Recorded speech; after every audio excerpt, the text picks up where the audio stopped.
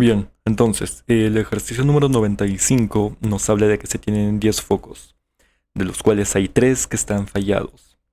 Se prueba uno a uno los focos, obteniendo que en la sexta prueba el tercer foco, en la sexta prueba se encuentra el tercer foco fallado. Nos pide hallar de cuántas maneras se pudieron haber realizado estas pruebas. Para hacer más fácil este ejercicio, lo que debemos de considerar, en mi caso, lo que a mí me sirve considerar es que hay un dispositivo en el cual se tiene que conectar el foco para que sea probado. Algo similar a lo que hay en los techos o en las lámparas donde se enrosca el foco y se puede ver si este foco funciona o en este caso casi siempre prende. Bien, entonces estoy considerando que hay unos dispositivos iguales en los cuales los focos van a ser conectados. Al conectar el foco en este dispositivo, si el foco se enciende es porque el foco está bien, si el foco no se enciende es porque el foco no funciona, es el foco fallado. Sí, entonces, como nos habla de que hay 10 focos, estoy considerando que hay 10 de estos dispositivos. Este sería el primero, el segundo, el tercero, el cuarto, el quinto, el sexto, el séptimo, el octavo, el noveno y aquí sería el décimo. Porque son 10 focos y estoy considerando que se van a ir probando los focos uno por uno. No tiene mucho sentido considerar de que se prueban 2 focos o 10 focos a la vez. Nos dice que en la sexta prueba se encuentra el foco fallado, el tercer foco fallado. Sí, el tercer foco fallado está en la sexta prueba. Cuando nos dice que en esta prueba está el tercer foco fallado, se refiere exactamente a que en las anteriores pruebas ya hechas ya se han encontrado algún foco fallado, en este caso 2 focos fallados. Si en las pruebas anteriores ya se han encontrado 2 focos fallados y en la sexta prueba se encuentra el tercer foco fallado, tiene más sentido el ejercicio. Entonces, solo nos sirven los 6 primeros, porque son los 6 en los que ya se encuentran los focos fallados y ese es el objetivo del problema, es encontrar los focos fallados.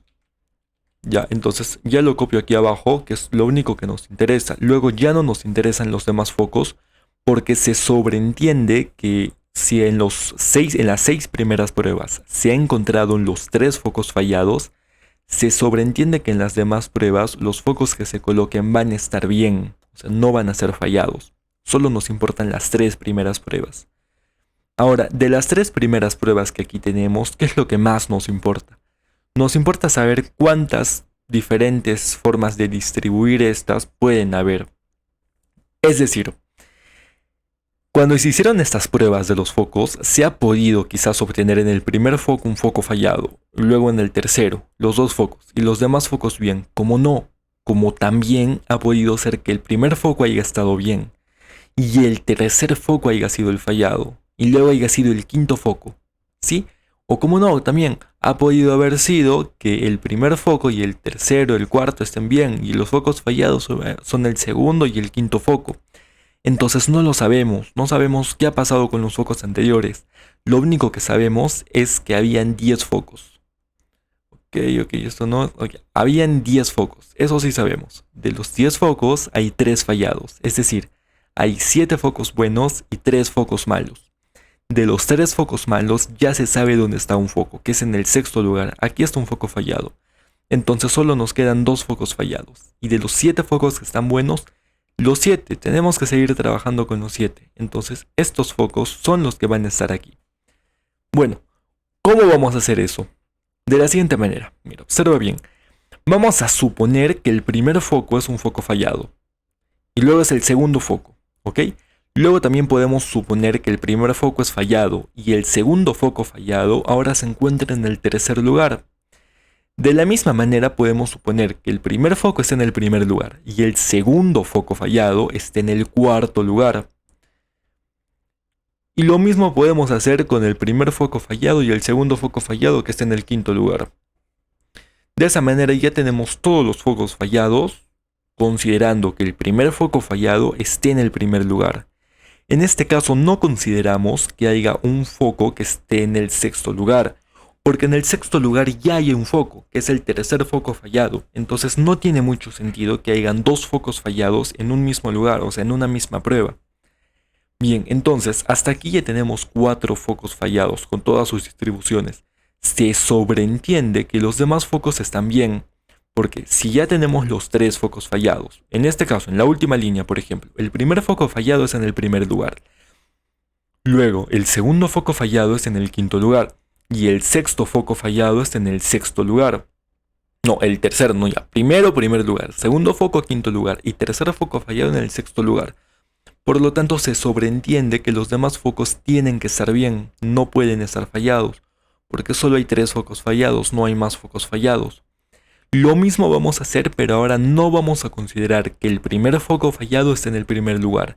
Ahora vamos a considerar que el primer foco fallado esté en el segundo lugar. De la siguiente manera.